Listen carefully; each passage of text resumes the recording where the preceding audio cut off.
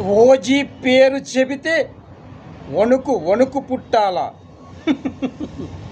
మీలో ఉన్న కేజీల కొద్దీ ధైర్యం చచ్చిపోవాలా? ఏమనుకున్నారు? బ్లాక్ మనీ అంటే మీ అబ్బా సొత్తు అనుకున్నారా? పేదోడు చిందించిన రక్తం అది. మర్యాదగా చెప్తున్నాను మీ అందరికీ. బ్లాక్ మనీని వెంటనే తిరిగి ఇవ్వాలి.